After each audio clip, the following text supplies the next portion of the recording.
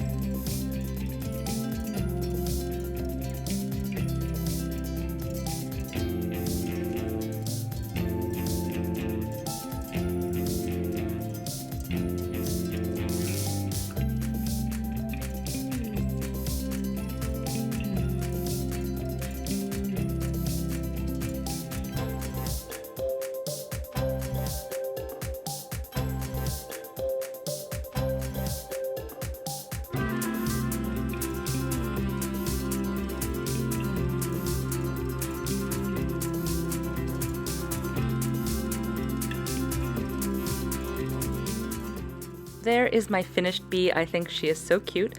I probably could have done a little bit better stitching on the wings, but this was my first try, so I don't mind it so much. So I've just glued the pieces together here, and then we can get started on our card.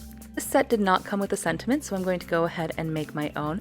I'm just using a glue pen here, and you can check that out. It's linked down below. And when the glue dries, I'm going to be able to use the foils from Gina K, and these are the foils that go with like a laminating machine and not the glimmer press, so it's really important that you get the correct type of foil here. But once this turns kind of a clear color, the glue that is on here, I'm going to be able to press this foil down onto it, and that foil will stick to the area where it was glued because the glue stays a little bit tacky, so the foil will continue to stick to it. You can get a lot of great effects with these fancy foils if you don't have a foil machine. It's relatively inexpensive, and basically this just sticks to whatever you have. So if you have something sticky like double-sided tape, which you'll see that I use later on, it'll stick to that as well. You can die cut images out of the double-sided tape, but like I said, right now I'm just using the glue.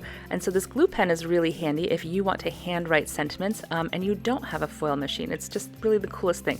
Now, my problem is, of course, that my handwriting is atrocious, but I'm just going to go with it for this. But I will say that this little effort here did convince me to buy a Cricut so that I don't have to handwrite my sentiments anymore. But I like the way that the foil turned out. I did end up using a different sentiment. I used one that says, "You're so sweet" instead. I was going to do like a queen bee birthday kind of sentiment, but I decided to go with "You're so sweet" instead. But anyway, if you don't have a foil machine, check this out. It's like $6 for this pack of foils, and they're really useful. They come out really pretty. I have these hexagon dies from Spellbinders from a craft haul a while back. I think these are still on their website, and so like these little mini dies are so adorable. You can do so many things with them, but right now I just cut one out and I'm going to actually put the sentiment on that. But you'll see that I decide to use them later on to make the background for my card. And these hexagon dies actually cut out different layers, and you saw there that it cut out different size frames that are all hexagons. So you can make some really cool effects with this, and this was a really cheap die, guys. It was like $3. So like I said, I'll link it below if it's still available, but you should definitely check it out, especially if you're getting any of the bee-themed items in this month's kits. We have a lot of different bee-themed items, and so be sure to check those out because this is a great little addition to that as well. Now here I am, I'm going to be using this double-sided tape like I mentioned earlier, and what I'm doing is I'm just tearing it so that it's a very jagged edge so that it kind of looks like, my hope was, that it kind of looked like dripping honey. So I'm going to put this down, and that uneven edge hopefully will look like there's kind of honey kind of oozing out of the honeycomb, and it's a little successful in some spots, a little less successful in others, but it was a cool little experiment, so let me know what you think about it down in the comments.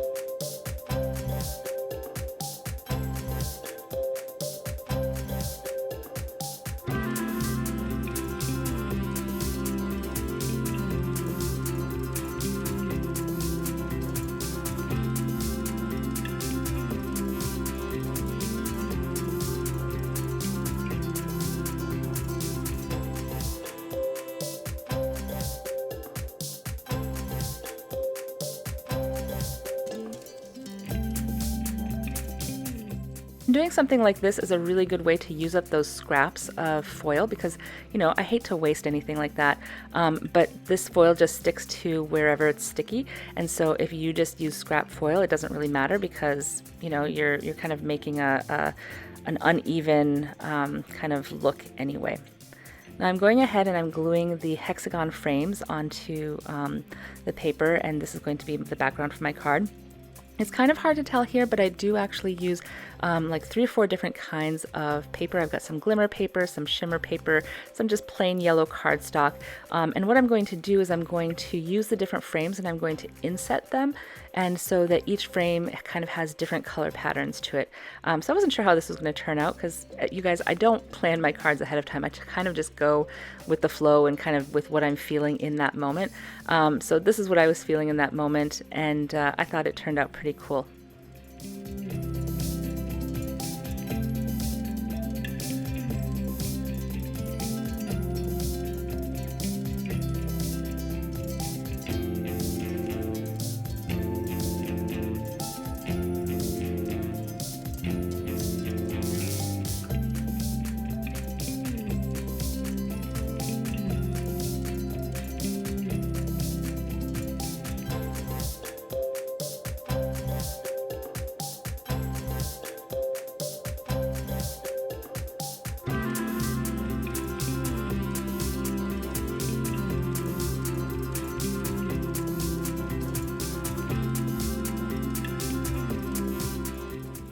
So this is what the finished card front looks like. You can see it's kind of got a distressed look with that honey there, and then I'm just going to put the bee on the side.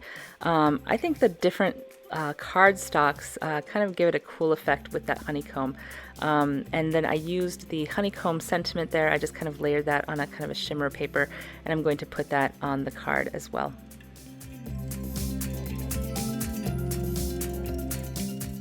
Just finishing off the inside with a white piece of paper so that I have some place to write my greeting, and then that is basically it. That is the card done.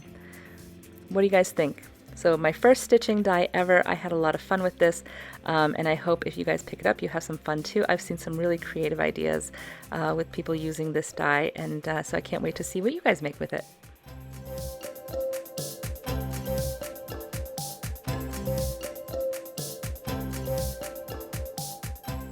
Now on to card number 2. I wanted to make this a gatefold card.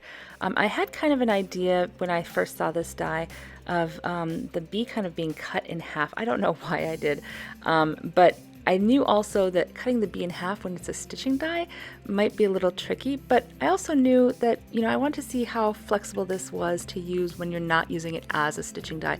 And I think it turned out pretty well, so you'll see later on how I managed to do that, even though it's a stitching die, to cut it in half so that it does become a gatefold card. So to make this, I just cut an 8.5 by 11 piece of paper in half, and then I scored it along the lines that I would need to make a gatefold. And you can see then I take those 2 pieces together. So this is just one 8.5 by 11 full sheet of paper cut in half and then scored to make that gatefold. For the background, I also then put those 2 pieces through my die cutting machine with the embossing folder, that embossing folder of the month that I showed you earlier in the video, and this is how it came out. You can see how beautiful those leaves are and how detailed, and I think that makes a great background for this bee themed card, because I'm going to add also the other die cuts that came with this set that are flowers, so I think it just ties it all together. And then it's very simple to make this gatefold. I just glue those 2 halves together, and then that gatefold is basically done. I then also glue a panel of white cardstock on the back there, both because it also gives it some extra stability, but then it gives you a place to write your sentiment. Because I knew I was going to be cutting this in half, I just went ahead and glued all the pieces together. So I'm not stitching this, I'm just gluing it all together. If you were stitching it, you'd want to do the stitching first before you glued like the black portion down.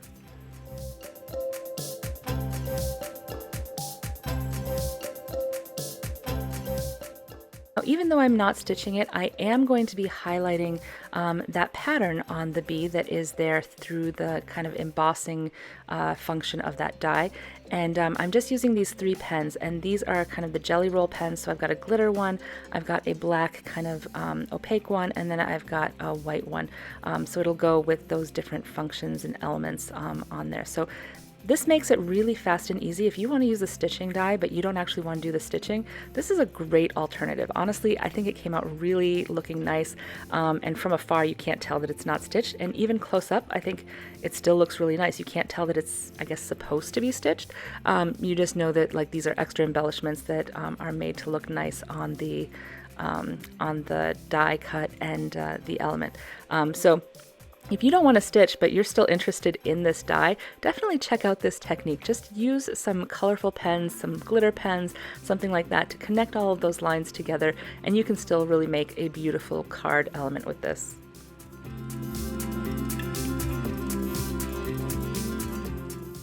I'm cutting that bee in half. I'm using this really nice Spellbinders. This is actually for cutting foil, but it's got a paper cutter as well. And I have found this incredibly useful when you're cutting things that kind of have a hard time kind of fitting in one of the cutters. Like, this is such a small piece that if I were to try to cut it in a cutter, I think I wouldn't be doing it as evenly as I can with this. So this is a really nice little tool here. I'm gluing the wings on, and then I'm just going to place something heavy on top of that to kind of hold it down as I wait for the wings to dry.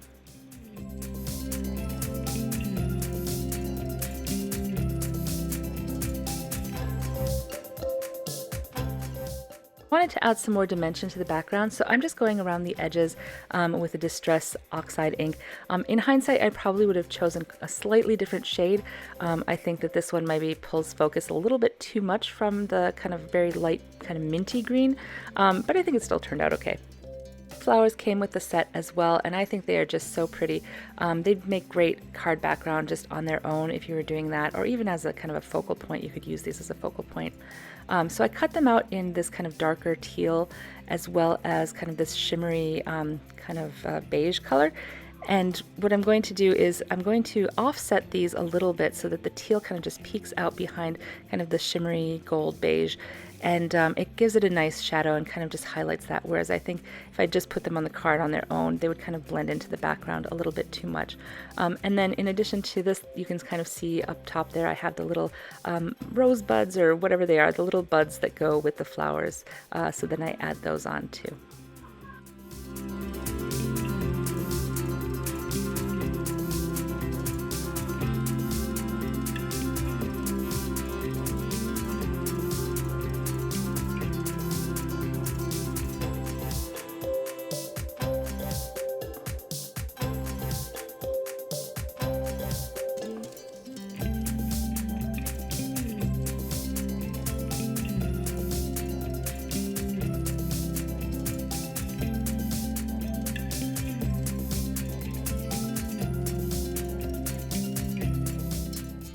I'm just using these to frame the bee there, and I actually just really love the way that these come together to frame the bee. I think this is so pretty. I'm definitely going to be using these little flowers in more than just this bee card, because I think they're so delicate and so pretty. So that is my gatefold card completed. I really like how this turned out. I think even though I didn't use actual stitching for this, I think it still has a really nice element using those glitter pens, and still creates a really pretty design on them. So tell me what you guys think. Do you think it has turned out okay without doing the stitching, or would you guys have gone and figured out a way to do this stitching even with the gatefold card? I'm curious to know your thoughts. Thanks for following along with me today as I made these cards. I hope you enjoyed it. If you did, please like, subscribe, and share. It's super helpful. If you're interested in any of the products that I use, check out the links down below, and I will catch you next time. Stay tuned for later this week when I'm going to put out some more videos with more of the kits from January 2024.